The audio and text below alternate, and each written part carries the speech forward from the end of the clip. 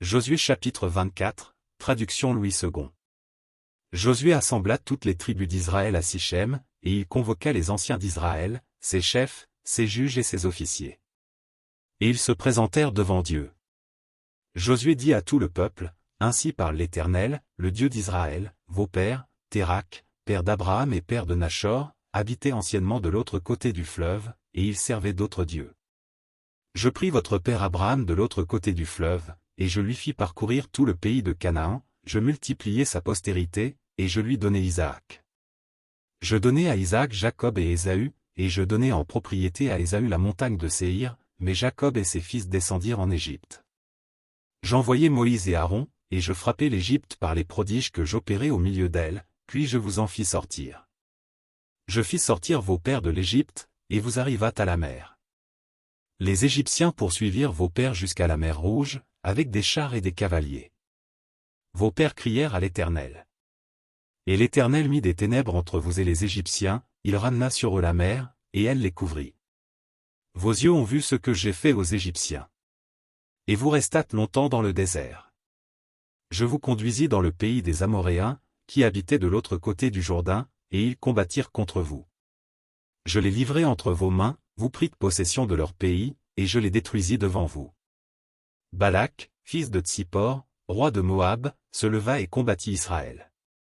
Il fit appeler Balaam, fils de Béor, pour qu'il vous maudît.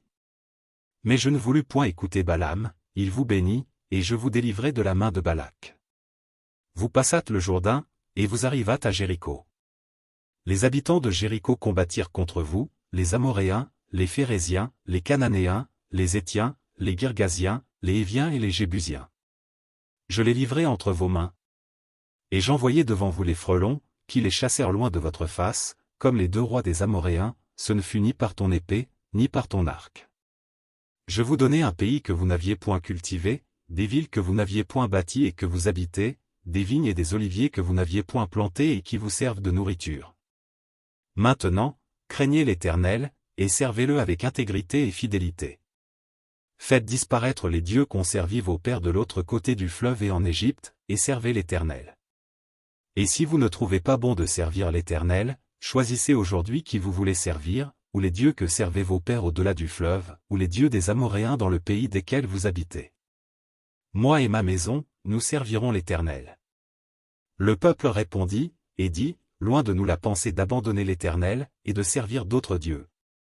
Car l'Éternel est notre Dieu, c'est lui qui nous a fait sortir du pays d'Égypte, de la maison de servitude, nous et nos pères, c'est lui qui a opéré sous nos yeux ces grands prodiges, et qui nous a gardés pendant toute la route que nous avons suivie et parmi tous les peuples au milieu desquels nous avons passé. Il a chassé devant nous tous les peuples, et les Amoréens qui habitaient ce pays. Nous aussi, nous servirons l'Éternel, car il est notre Dieu. Josué dit au peuple, vous n'aurez pas la force de servir l'Éternel, car c'est un Dieu saint, c'est un Dieu jaloux, il ne pardonnera point vos transgressions et vos péchés. Lorsque vous abandonnerez l'Éternel et que vous servirez des dieux étrangers, il reviendra vous faire du mal, et il vous consumera après vous avoir fait du bien. Le peuple dit à Josué, non. Car nous servirons l'Éternel. Josué dit au peuple, vous êtes témoins contre vous-même que c'est vous qui avez choisi l'Éternel pour le servir. Ils répondirent, nous en sommes témoins. Ôtez donc les dieux étrangers qui sont au milieu de vous, et tournez votre cœur vers l'Éternel, le Dieu d'Israël. Et le peuple dit à Josué, nous servirons l'Éternel, notre Dieu, et nous obéirons à sa voix. Josué fit en ce jour une alliance avec le peuple, et lui donna des lois et des ordonnances, à Sichem. Josué écrivit ces choses dans le livre de la loi de Dieu. Il prit une grande pierre, qu'il dressa là sous le chêne qui était dans le lieu consacré à l'Éternel. Et Josué dit à tout le peuple, voici, cette pierre servira de témoin contre nous, car elle a entendu toutes les paroles que l'Éternel nous a dites, elle servira de témoin contre vous, afin que vous ne soyez pas infidèles à votre Dieu. Puis Josué renvoya le peuple, chacun dans son héritage. Après ces choses, Josué, fils de Nun, serviteur de l'Éternel, mourut, âgé de 110 ans. On l'ensevelit dans le territoire qu'il avait eu en partage, à Timnath-Sérak, dans la montagne d'Éphraïm, au nord de la montagne de Gash.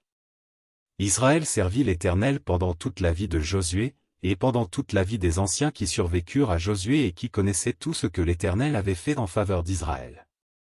Les os de Joseph, que les enfants d'Israël avaient rapportés d'Égypte, furent enterrés à Sichem, dans la portion du champ que Jacob avait acheté des fils de Hamor, père de Sichem, pour 100 késitas, et qui appartint à l'héritage des fils de Joseph.